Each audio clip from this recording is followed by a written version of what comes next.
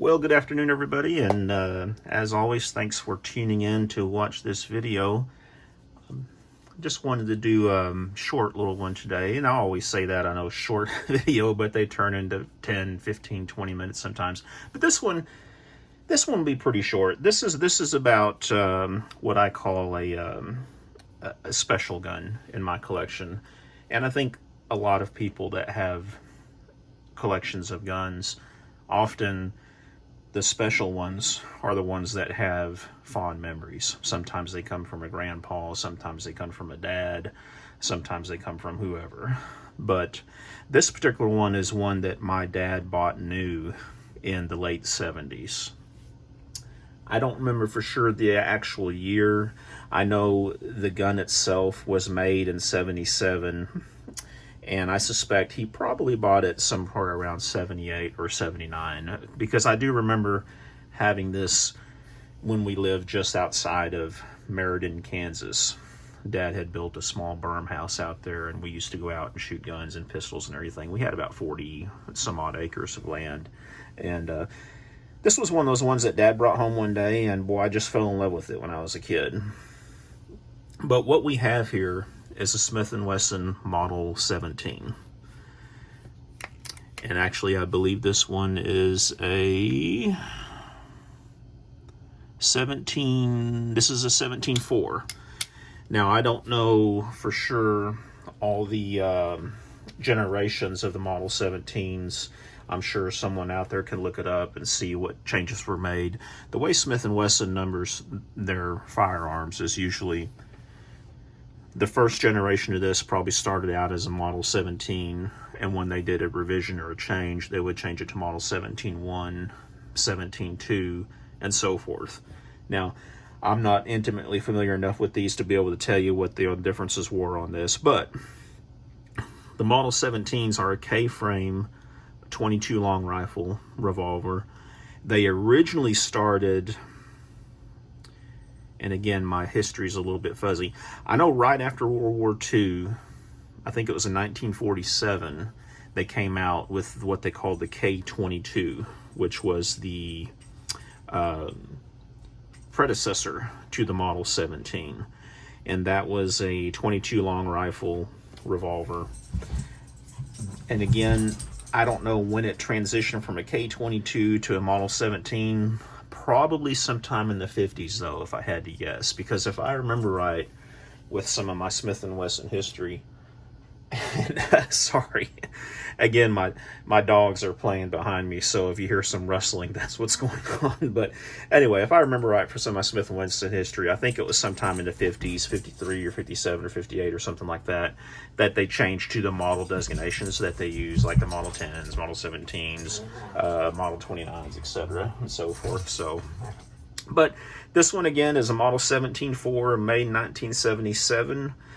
Smith & Wesson did make the Model 17s all the way up to, I believe it was 1998, when they were discontinued, and then they actually brought them back as part of the, what do they call it, the Masterpiece series or the Classic series, something like that. I think around 2009, 2010 is when they brought it back. But we're going to take some close-ups of this. And as you can see, by the very gentle turn ring,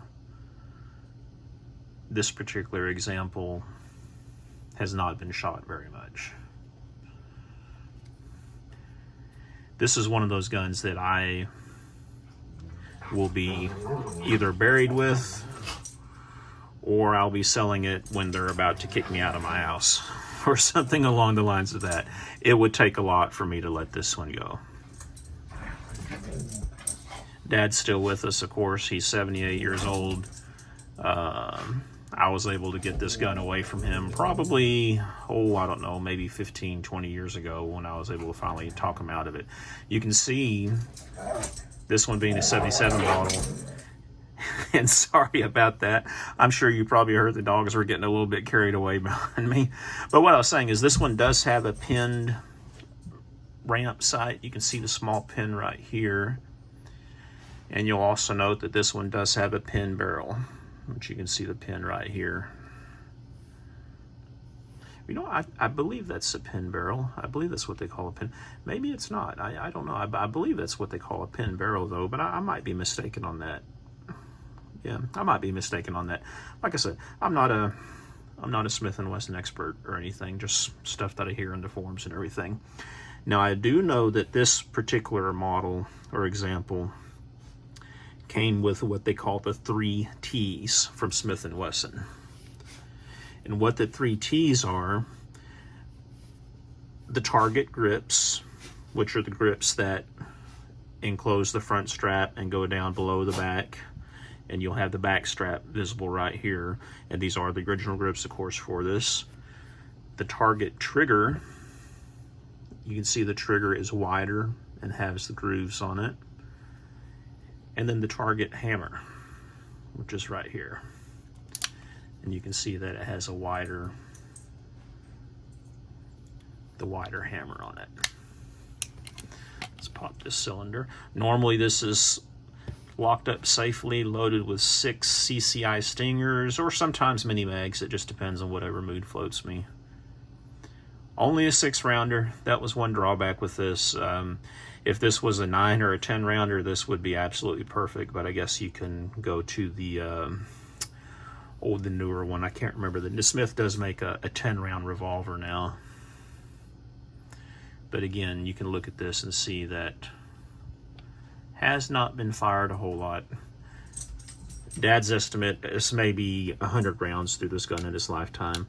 I think it might be a little bit more than that. I believe probably since I've got it from Dad that I've probably put at least 100 rounds through it on myself, so it might be closer to the 200 round mark. But just an absolutely beautiful firearm. This is one of those special ones, folks. Especially if you're a 22 fan like me.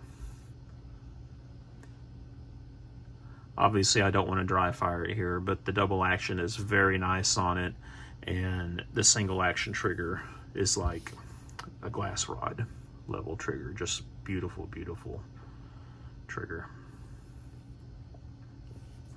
I